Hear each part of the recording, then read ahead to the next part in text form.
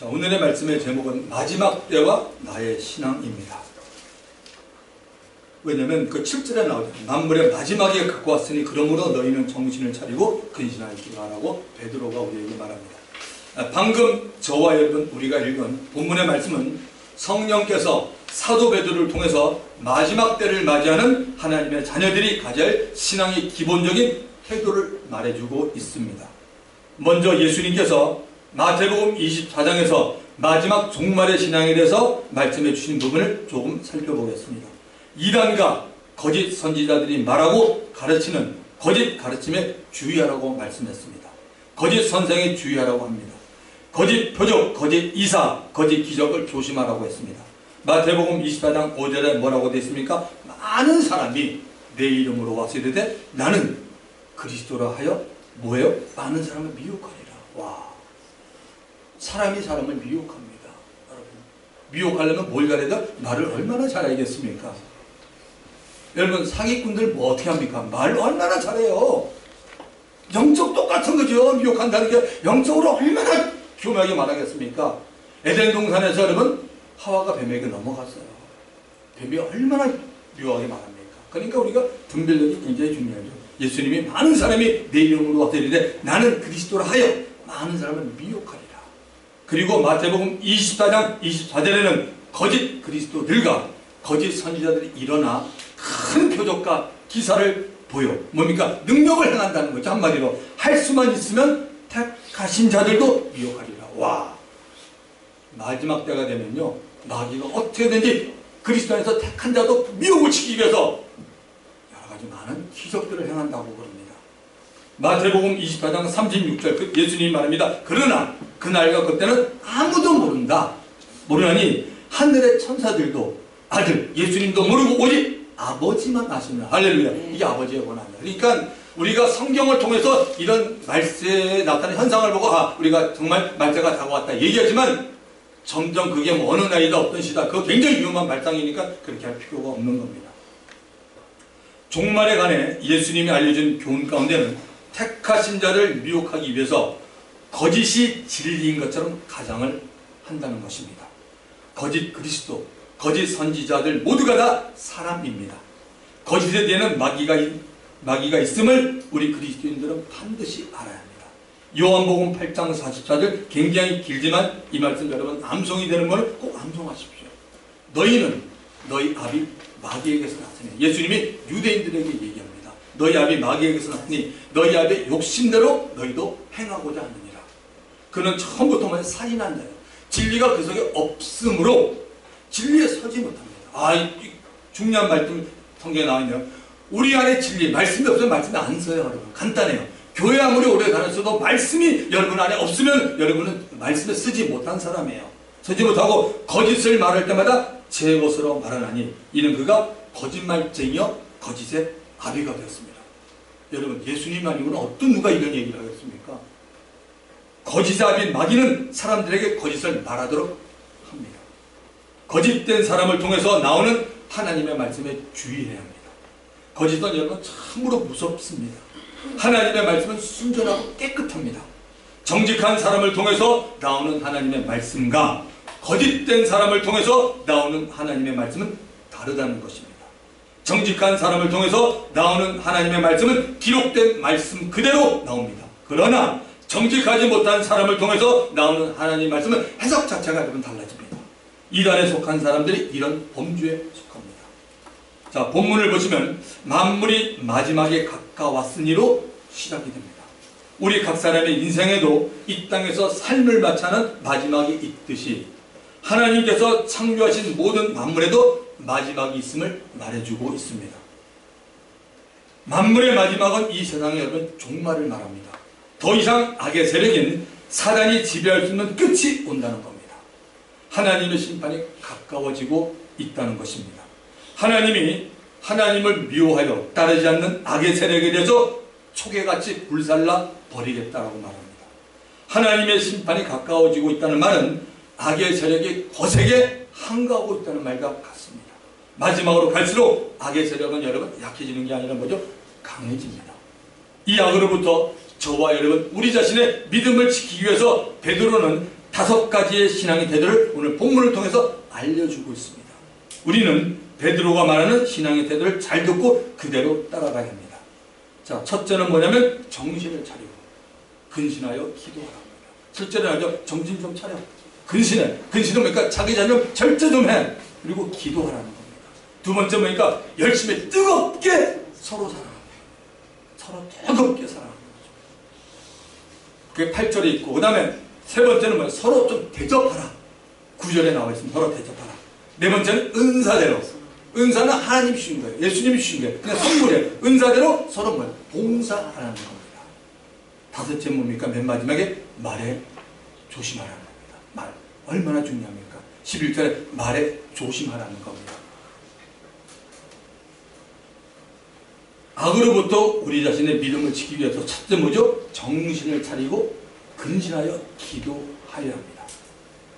이성과 영적인 분별력을 갖고 자신을 절제하며 통제하며 깨어 기도하라는 것입니다. 기도하지 않으면 여러분 악의 세력을 물리치기가 굉장히 어렵습니다. 그러나 기도하면 영적으로 민감해지기 때문에 담대함을 갖게 되고 믿음으로 악의 세력에 대항해서 이길 수 있습니다. 기도하지 않으면 시험을 여러분 이기지 못합니다. 겟세마네 동산에서 기도하신 예수님께서 제자들에게 이렇게 말합니다. 마태복음 26장 41절 시험에 들지 않게 깨어 기도하라. 마음에는 원인으로되 육신이 연약하도다. 여러분 베드로와 요한과 야고보가 이럴 정도면 우리는 뭐 말할 게 없지 않습니까? 여러분 시험에 들지 않게 깨어 기도하라. 마음에는 원인으로되 육신이 약하도다라고 말합니다. 깨어 기도하지 않으면 시험에 듭니다. 우리들이 시험에 드는 것은 기도와 밀접한 관계가 있습니다. 기도하는 사람은 시험이 오더라도 잘 견뎌나갑니다. 기도하는 사람은 자신을 성령께 맡기는 사람입니다. 기도하면 하나님 은혜가 임합니다. 할렐루야. 기도하면 성령 충만 받습니다. 기도하면 우리 마음에 평안함과 담담을 갖게 됩니다. 여러분 주위에 있는 믿음의 형제 자매들을 보십시오. 기도하는 사람이 많습니까? 적습니까? 아마 기도하는 사람보다는 기도하지 않는 사람이 더 많을 것입니다. 이것이 바로 이 시대의 영적인 힘이 약해졌다는 증거입니다. 얼마나 많은 그리스도인들이 기도하지 않고 예수를 잘 믿어보려고 하는지 모르겠습니다. 기도를 하지 않는다는 것은 하나님의 도움 없이 내 힘과 내 지혜와 재능과 내가 가지고 있는 것으로 살겠다는 말과 똑같습니다. 기도를 하지 않는다는 것은 성령님의 음성을 거부하고 살겠다는 것이고 성령의 감동을 느낄 필요가 없다고 말하는 것과 똑같습니다. 성령의 도움 없이 신앙생활을 한다는 것은 여러분 참으로 힘듭니다. 그러므로 영적으로 깨어있어 자기를 다스리며 기도하라는 겁니다. 그래서 첫 번째로 베드로가 말합니다. 정신을 차리고 근신하여 기도하라고 말합니다. 기도를 하지 않으면 자기의 스쳐 지나가는 생각이 성령이 주시는 생각이라고 착각을 할 때도 있어요. 저도 가끔 그런 경우 있습니다. 마지막에 가까울수록 마귀는 우는 사자같이 두루다니며 삼킬자를 찾고 있습니다. 깨어있지 않으면 믿는 자들이 마귀로부터 공격을 받고 쉽게 무너집니다. 기도하지 않으면 영적인 힘이 약해져서 점점 육신을 따라가게 되고 육신에 속한 것을 멀리하지 못하고 은근히 붙잡게 됩니다. 성경은 육신의 생각이나 육신의 일은 성령의 생각과 성령의 일과는 분명히 다르다고 말합니다. 로마서 8장 8절 육신에 있는 자들은 하나님을 기쁘시게 할 수 없는 겁니다. 이거 세상 사람한테 바울이 얘기한 거 아니에요? 예수 믿는 사람 가운데 육신적으로 사는 사람은 뭐냐? 당신은 하나님을 기쁘시게 할 수 없느니라. 혹시 사람은 기쁘게 하는지 모르지만 하나님은 기쁘시게 할 수 없느니라고 되어 있어요. 왜 육신으로 살아가는 그리스도인들은 하나님을 기쁘시게 할 수가 없을까요? 육신의 생각은 사망입니다. 영의 생각은 생명과 평안이라고 말합니다. 거기다가 육신의 생각은 하나님과 원수가 된다고 말합니다. 하나님과 에네미, 적이 된다고 말합니다. 그 이유는 하나님의 법인, 말씀이나 계명에 굴복하고 순종하지 않기 때문이라고 말하고 더 말해서 순종할 능력이 없다라고 말합니다. 한 주간을 우리들이 육신으로 살았는지 영으로 살았는지는 나타나는 현상 곧 열매를 보면 알게 됩니다. 성령을 의지하고 성령의 인도함을 받고 살았다면 그분에게는 성령의 열매가 나타납니다. 갈라디아서 5장 22절 23절에 보시면 오직 성령의 열매는 참 사도 바울이 우리에게 신앙생활 잘하라고 별걸 다 알려주네. 정말 다 알려주고 있어요. 오직 성령의 열매는 사랑과 희락과 화평과 오래 참음과 자비와 양성. 양성은 그냥 이렇게 순수하게 착함 이런 뜻입니다. 충성, 온유, 부드럽고 절제니 이 같은 것을 금지할 법이 있다 없다? 없다라고 말합니다. 그리스도인에게 맺게 되는 성령의 열매에 대해서 방해할 아무것도 없다는 겁니다. 그런데 만약 육신을 따르는 삶으로 한 주간을 지냈다면 육체일이 나타났다고 말합니다. 이것도 바울이 말했네요. 갈라디아서 5장 19절부터 21절에 말합니다. 육체일은 분명하다. 육체일은 뚜렷하다.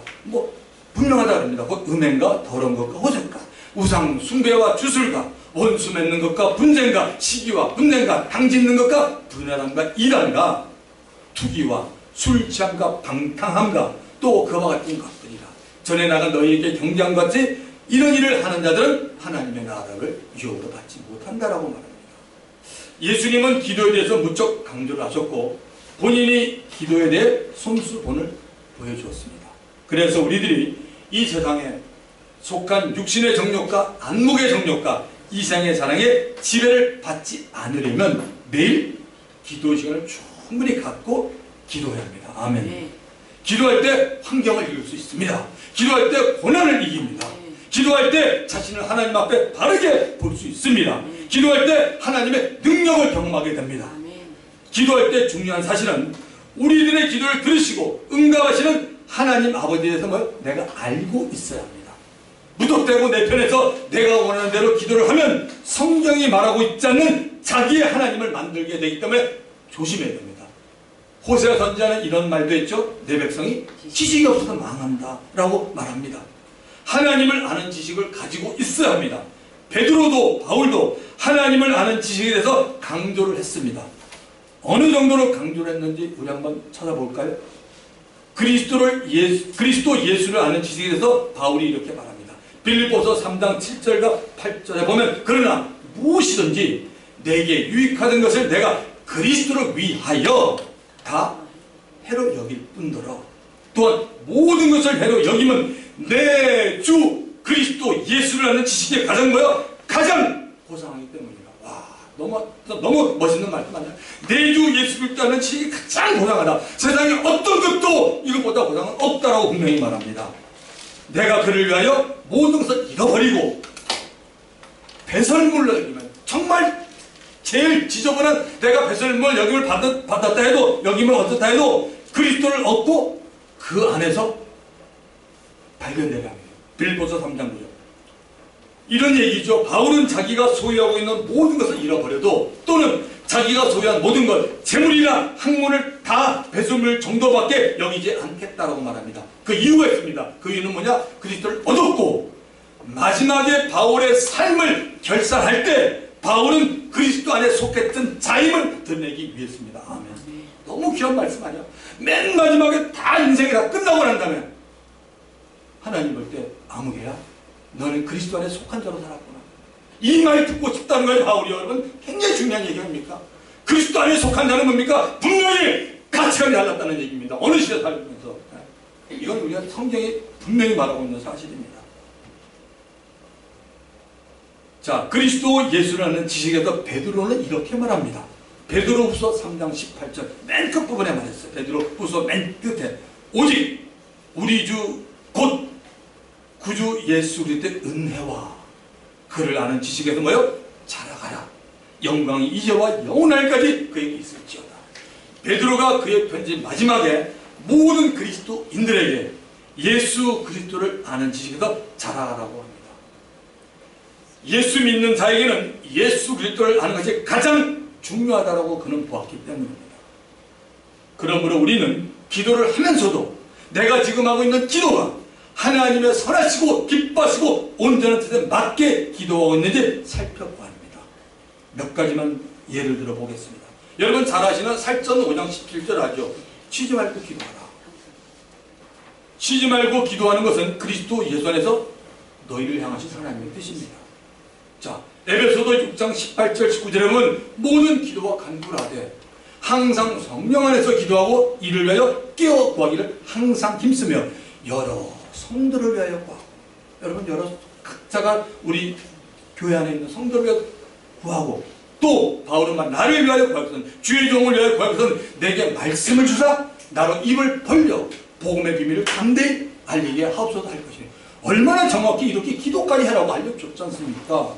모든 그리스도인들은 성령 안에서 항상 기도하고 성도를 위해서 서로 기도해야 됩니다. 커피 한잔 사고 밥 사는 건 중요하고 너무 좋아요. 그거 못지않게 중요한 게 뭐죠? 기도해 주는 겁니다. 아멘. 또 말씀을 전하는 주의 종을 위해서 기도해야 합니다.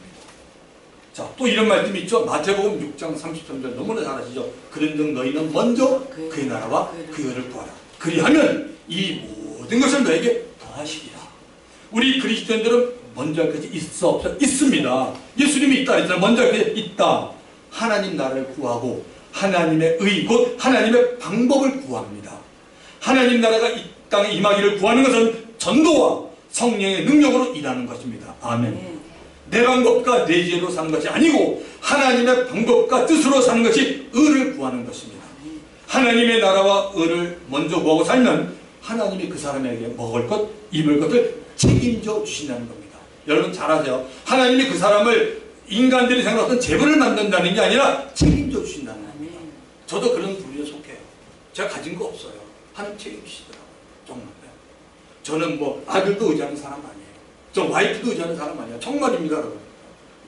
그게 제 삶이에요. 저 걱정 없어요. 제가 미국에서 10여 년 들을 때 US 달러 100달러 100불 가지고 들어요. 진짜입니다. 100불 갖고 들었는데 하나님이 저 다 채워주시더라고요.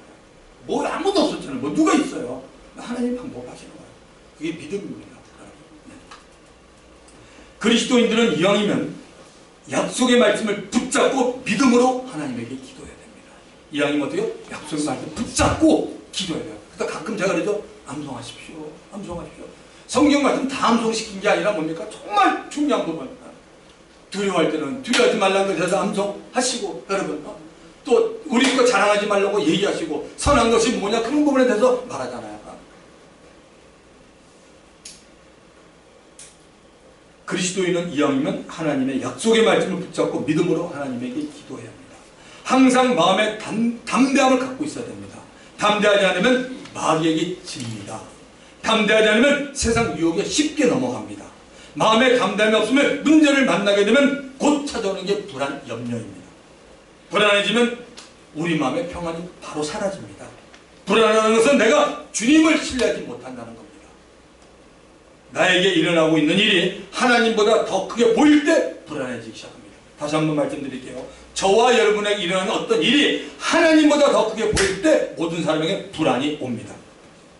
크든 작든 만나는 문제를 지혜롭게 잘 대처할 수 있는 능력은 오직 하나님에게 있습니다. 그러므로 우리는 범사에 주님을 인정하고 그에게 모든 것을 맡기고 의지해야 합니다. 그럴 때 우리는 주님을 더 경험할 수 있게 됩니다. 잠언서 3장 5절부터 7절 너는 마음을 다하여 여호와를 신뢰하고 내 명체를 의지하지 말라. 너는 범사의 그를 인정하라. 그러면 내 길을 지도하시리라. 너는 스스로 지혜롭게 여기지 말지어다. 여호와를 경외하며 악을 떠나라. 그 다음에 보면 건강 준다는 얘기가 나오죠. 어쨌든 기도를 하지 않을 때 생기는 현상이 또 있습니다. 자, 조금 전에 제가 하나님께 기도할 때 우리가 맡기고 기도해야 되는 걸 얘기했고, 그러면 기도하지 않을 때는 어떤 거의 공통된 게 있어요. 기도하지 않을 때 생기는 현상 가운데 이런 부분이 있어요. 기도하지 않으면 여러분 경험해야 돼요. 물론 어떤 사람은 특별히 살면서 진짜 말을 많이 안 하는 분도 남녀 있습니다. 그런데 기도를 하지 않을 때 생기는 현상이 뭐냐면 말을 많이 하게 됩니다. 하나님의 방법을 찾지 않고 자기의 생각을 많이 말하게 됩니다. 그러므로 우리는 말이 많아지고 내 생각이 많아지게 되면 아하, 내가 지금 기도할 때구나 라는 사실을 깨닫고 하나님 앞에 나와 기도해야 합니다. 기도는 생각과 결단만으로 되가 안 됩니다. 생각과 결단만으로 결코 되지 않습니다. 기도는 육체와 육신의 생각을 다스리고 통제하는 일입니다. 살아계신 하나님께 믿음을 가지고 하나님의 약속을 붙잡고 내어 달리는 겁니다. 아브라함을 보십시오. 야곱을 보십시오. 모세를 보십시오. 다윗을 보십시오. 전부 다 공통된 게 뭔지 기도의 사람이었어요. 다윗은 왕이었어요. 모세는 목동이었어요. 여러분. 아브라함은 뭡니까? 우상 섬기는 가정이었어요. 야곱은 깨돌이. 얼마나 깨가 많아요. 그러니까 야곱이 바로에게 130세 될 때 나이가 몇이냐고 물으니까 나 130이다. 내가 세상을 정말 험악하게 살았다 그러잖아요. 여러분. 기도에 관한 아주 간단한 원리를 알려드리겠습니다. 아주 간단한 원리입니다. 이렇게 생각해요. 요건 좀 적으면 좋겠는데, 기도하면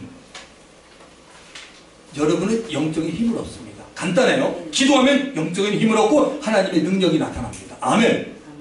기도하면 영의 힘을 얻고 하나님의 능력이 나타납니다. 그러면 기도하지 않으면 여러분의 영은 약해집니다. 하나님의 능력이 나타나지 않습니다. 간단해요. 기도하면 여러분의 영은 힘을 얻고 하나님의 능력이 나타납니다. 그런데 기도하지 않으면 여러분의 영은 약해지고 하나님의 능력이 나타나지 않습니다. 오늘 이 시대를 살아가는 우리를 포함한 모든 그리스도인들은 대체적으로 영적인 일에 많은 시간을 투자하지 않습니다. 영적인 일에 많은 시간을 투자하지 않으니 자연스럽게 주님에 대한 사랑은 식어가고 육신의 일에 많은 시간을 투자하고 있게 됩니다. 그 결과 영적으로 나약한 그리스도인들이 참으로 많습니다. 성경은 육신을 따른 자는 육신의 일을, 영을 따른 자는 영의 일을 생각하니라고 로마서 8장 5절에도 말합니다. 사랑하는 성도 여러분, 우리 모두가 다 영을 따라가는 영의 사람이 되기를 주님의 이름으로 축원합니다. 아멘. 자, 악으로부터 우리 자신의 믿음을 지켜도 두 번째 베드로가 뭐라고 말하죠? 뜨겁게 서로 사랑하는 겁니다. 자, 본문 8절을 보십시오. 무엇보다도 뜨겁게 서로 사랑할지니 사랑은 허다한 죄를 덮느니라. 사랑은 허다한 죄를 덮느니라. 기도 다음으로 저와 여러분 우리 자신의 믿음을 지키기 위해서 힘을 쓸 것은 서로 사랑하라는 예수님의 명령입니다. 성령께서 이 서로 사랑하는 말을 다시 베드로를 통해 말씀하고 계십니다. 뜨겁게 열심을 붓고 서로 사랑하라는 겁니다. 그러면 그 사랑으로 인해 허다한 죄를 덮는다고 말합니다. 여러분, 사랑으로 인해 죄를 덮을 수 있는 능력이 생겼다는 겁니다. 여기서 죄를 덮는다는 말은 죄를 용서한다는 말이 아닙니다. 죄를 용서하는 일은 오직 하나님 아버지만이 그 아들 예수의 피를 보고 하시는 일입니다. 남을 사랑하게 되면 그 사람의 허물을 말하지 않고 가려주게 됩니다. 그러면 그 허물과 죄에 대해서 성령께서 그 사람의 영혼에 말씀하십니다. 사랑하지 않는 곳에서는 다른 사람들의 허물을 막 들춰냅니다. 그 사람은 이상하고 나쁜 사람으로 아주 만들어버립니다. 바로 마귀가 가장 좋아하는 일이고 거기에 온통 비난과 미움과 다툼과 시기만이 가득 차게 됩니다. 기도만 한다고 성도로서 마땅히 할 사랑에 관심을 갖고 있지 않으면 그 기도도 문제가 있습니다. 교회 안에 기도하는 성도 따로 있고 사랑하는 성도 따로 있지 않습니다. 물론 기도를 남들보다 더 많이 하는 성도들도 있습니다. 하나님께서 그에게 중보 기도할 그런 어떤 은혜 혹은 어떤 은사를 주었기 때문입니다.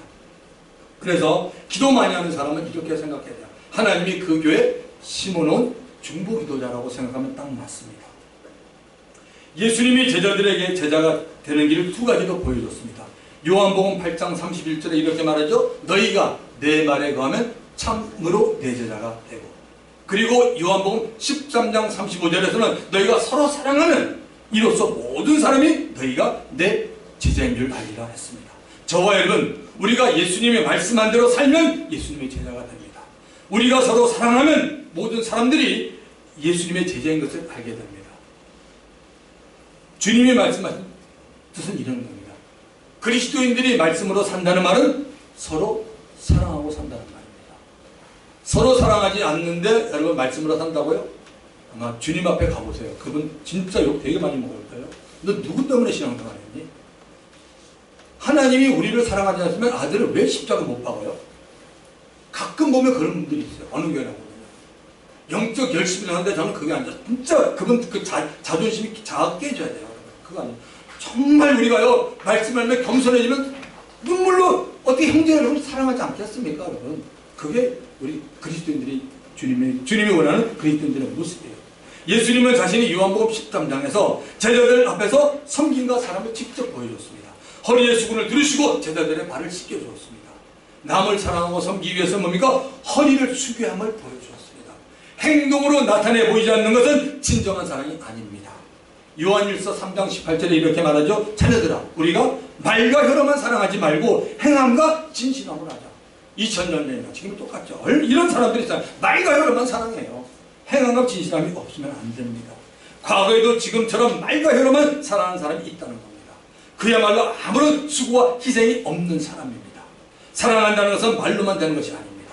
증거가 없는 사랑은 성경은 사랑이라고 하지 않습니다. 여러분, 행동으로 나타내고 보여지는 것을 성경은 사랑이라고 말합니다. 물론 행동으로 나타내지 못하고 있는 짝사랑도 있습니다.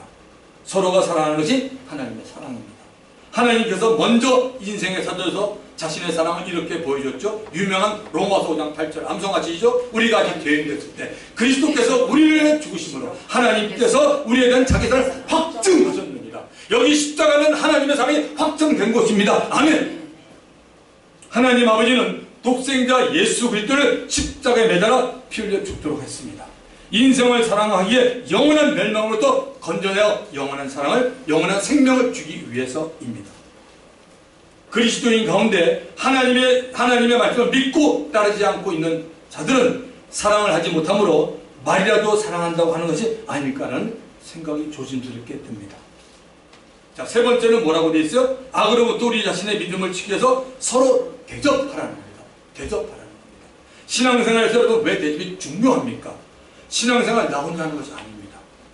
신앙생활에 내 옆과 주위가 있습니다. 지금 여러분에도 옆과 주위가 있지 않습니까? 믿음의 선배가 계시고 후배가 있고 동기도 있습니다. 그리고 예수 그리스도 이름으로 모인 한 공동체에는 믿음의 식구들이 있습니다. 그래서 예수님은 첫째로 하나님을 사랑하고 다음으로 형제를 네 몸같이 사랑하라고 말씀합니다. 여러분 대접을 받아보신 적이 있습니까? 많습니까? 대접을 베풀어 보신 적이 있습니까? 많이 베풀었습니까? 성경은 남에게 대접을 받는 것보다는 뭐죠? 대접하라고 말합니다. 사도행전 20장 35절 주 예수께서 친히 말씀하신 바 주는 것이 받는 것보다 복이 있다. 이거 믿어야 돼요, 여러분. 주는 것이 받는 것보다 복이 있다라고 합니다. 누가복음 6장 38절 주라 그리하면 너에게 줄 것이니 곧 후이되어 누르고 흔들어 넘치도록 하여 너에게 안겨주리라. 너희가 헤아리는 그 헤아림으로 너희도 도로 받을 것이다. 중요한 게 뭐니까 주라. 헤아리지 말라는 거죠. 남에게 주는 것은 저와 여러분 우리들이 할 일입니다. 주는 일에 인색하지 마시기 바랍니다. 줄 때 따지고 주지 마시기 바랍니다. 우리 주위에 있는 사람들이 내가 잘 주고 베푸는 사람인지 압니까? 자기 자신이 모르고 주위 사람들이 알아요. 주기를 좋아하고 잘 베푸는 사람에 대해서 하나님께서 책임지신다고 말하네요. 잠언서 11장 25절 구제를 좋아하는 자는 풍족하여질 것이요. 그러니까 세상 원리하고 이게 틀립니다. 하나님의 원리는 구제를 좋아하는 자는 풍족하여질 것이요. 남을 윤택하게 하는 자는 뭐예요? 자기도 윤택하리라. 내가 먼저가 아니에요, 여러분. 구원은 내가 먼저입니다. 원리거든요. 주 예수를 믿어라. 그러면 너 내 집이 구원 얻으리라. 은혜 받고 난 다음에 내가 먼저가 아니잖아. 아멘. 이거 꼭 기억하셔야 돼요. 예수 믿게 되는 건 내가 먼저 믿어야 돼요. 그 다음에 또 베푸는 건 내가 남입니다. 근데 이게 잘 안 되잖아요. 성경은 대접에 관해서 어떤 특정한 사람이 대접을 하라고 말하지 않습니다. 현재 소유가 풍부한 사람이 대접하라고 말한 것도 없습니다. 누가 남을 대접할 수 있습니까? 하나님의 사랑을 경험하고 그 사랑을 실천에 옮기는 사람이 남을 대접할 수 있습니다. 성경은 대접을 하는 만큼 그 사람에게 하나님의 복이 임한다라고 말합니다. 하나님은 하나님의 복을 받은 사람들이 남들에게 그 복을 나눠주는 것을 좋아하십니다. 남에게 대접받기를 원하시면 그 대접받기 원하는 사람에게 먼저 대접을 해보시기 바랍니다. 이것이 성경이 말하는 관계 법칙입니다. 다른 사람에게 인사받고 싶습니까? 먼저 인사하십시오. 저 사람 왜 나한테 인사하지? 그렇게 말하지 마십시오. 먼저 인사하십시오. 직분 따지지 마십시오. 내가 집사니까, 내가 권사니까, 내가 목사니까 인사받는데 그거 버리십시오. 아닙니다. 다른 사람에게 좋은 인상을 받고 싶으면 먼저 그 사람에게 좋은 인상을 보여주십시오. 예수께서 저와 여러분 우리 각 사람을 인격적으로 대접해 주었습니다. 그래서 우리가 남을 대접할 때는 그 사람의 인격도 함께 대접을 해드려야 합니다. 상대를 무시하는 행동을 취하지 말아야 합니다. 나를 대접해주는 그 사람의 말이나 행동을 보면 그 사람의 인격을 알 수 있습니다. 그리고 남을 대접할 때는 그래서 우리는 뭐니까 정말 정중하게 대접을 해야 합니다. 자, 네 번째, 은사대로 서로 봉사하는 겁니다. 하나님은 이 세상에 태어난 모든 사람에게 다 은사고 재능을 주었습니다. 그러므로 예수 안에 들어온 사람이 그 재능을 하나님을 위해서 사용하는 일은 지극히 당연한 일입니다. 자랑할 것이 못 됩니다. 그런데 자랑하는 사람들이 의외로 많습니다. 저도 자랑했던 적이 있었습니다. 주께서 주신 은사들을 교회가 연합하여 잘 사용하면 참으로 아름다운 영적 모습이 나타납니다. 봉사할 때 성경은 이렇게 말하죠. 하나님의 성령으로 봉사하라고 빌립보서 3장 3절에 분명히 말합니다. 하나님이 준 은사를 성령으로 봉사하지 않으면 자기가 받은 은사에 대해서 입으로 하나님께 주셨다고는 하지만 실제로는 그 재능에 대해 하나님을 자랑하지 않고 자기 자신을 자랑하는 어리석음을 나타냅니다. 그래서 이런 사람들은 누가 자기를 알아주지 않으면 곧 시험이 들고 섭섭해합니다. 우리 반석 성도들은 어디 있든지 예수님을 나타내는 겸손한 성도분들이 다 되기를 주님의 이름으로 축원합니다. 봉사하는 사람은 왜 자기가 봉사를 해야 하는지에 대해서 분명한 이유를 알고 있어야 됩니다. 왜 내가 봉사하는지 그 이유를 알고 있어야 합니다. 분명한 이유가 없으면 봉사를 하다가 중간에 그만둡니다. 교회 학교나 뭐 모든 것 다 때 이유가 없는 사람은 하다 그냥 싫으면 그만둬요. 자신이 봉사를 통해서 주님이 기뻐하신다는 것을 확신하게 되면 사람을 보지 않고 계속 봉사하게 되고 자신도 이 봉사하는 일에 쓰임받고 있으면 뭐죠? 감사하게 되는 겁니다. 성령으로 봉사하게 되면 하나님의 은혜가 있기에 성령이 주는 기쁨과 평안이 마음에 생기게 됩니다. 봉사하는 일이 힘이 들지 않고 오히려 기쁨이 넘치게 되고 감사하며 당연한 일로 받아지게 됩니다. 저는 이런 부분에서 우리 청년들이 너무 자랑스러워요. 선교지에 가서 우리 청년들이 그 캄보디아에 가서도 그 넓은 지역을 갖다가 그냥 거기 있는 분들 다 부흥회 끝나고 가면 그 넓은 데를 다 자기들 청소하고 의자 옮기고 보통 일이 아닌데 태호 형제, 경린자매, 현미자매 얼마나 열심히 일하는지 몰라요. 바로 이게 성령으로 기쁨으로 봉사하는 그런 것들입니다. 요즘은 예전과 다르게 모두가 다 편안, 그죠? 컴포트로 편안한 것만 찾아요. 그래서 남이 일해주길 바랍니다. 말은 안 하지만 저 좀 일해도 나 이제 그만 일해도 되잖아? 이런 마음 같습니다. 이럴 때일수록 봉사할 때 기쁨을 맛봐야 됩니다. 마지막으로 뭐죠? 말에 조심을 하는 겁니다. 참 중요하죠. 본문 11절 앞부분을 다시 한번 천천히 읽어볼까요? 같이 읽어볼까요? 시작. 만일 누가 말하냐면 하나님의 말씀을 하는 것 같이 하고 말하고 싶으면 하나님의 말씀을 하는 것 같이 하고 말을 하는 것이 얼마나 중요한 것을 보여줍니다. 여러분, 말을 하지 않는 사람은 속으로 말을 하고 있는 것입니다. 말을 할 때 누구든지 신중을 기해서 하라고 성경은 말합니다. 어느 정도로 신중하고 조심스럽게 말을 해야 하느냐 하면 자신이 하나님의 말씀을 하는 것처럼 준비하고 조심하라고 말합니다. 말을 아끼는 지혜로운 사람이 되어야 한다는 겁니다. 말은 저와 여러분 우리들의 신앙에 너무나 중요한 자리를 차지합니다. 잠언서 18장 21절 죽고 사는 것이 혀의 힘에 달렸나니 죽고 사는 것이 혀의 힘에 달렸나니 혀를 쓰기 좋아하는 자는 혀의 열매를 먹으리라. 혀를 사용해서 하는 말 한마디로 인해 자신이 죽기도 하고 살기도 합니다. 상대를 죽이기도 하고 살리기도 합니다. 공동체를 죽이기도 하고 살리기도 합니다. 뭐가요? 말 한마디가. 반대로 말 한마디에 내가 살고 나의 가족이 살고 나의 공동체가 살게 되는 사실도 명심하시기 바랍니다. 그래서 우리는 긍정적인 말, 창조적인 말, 할 수 있다는 말, 소망의 말, 믿음의 말을 해야 되는 겁니다. 말씀을 마칩니다. 우리는 기도하는 영적인 사람이 되어야 합니다. 말씀을 알고 배운 만큼 실천에 옮기는 자가 되어야 합니다. 서로 뜨겁게 사랑해야 됩니다. 서로 대접을 해야 합니다. 서로 은사를 받은 대로 봉사해야 됩니다. 말을 아끼는 지혜로운 사람이 되어야 합니다. 이것이 사도 베드로가 마지막 때를 맞은 성도 모두에게 원하는 삶입니다. 이 시간 성령께서 주신 말씀 붙잡고 주님 한 번 부르고 통성이 갑니다. 주여!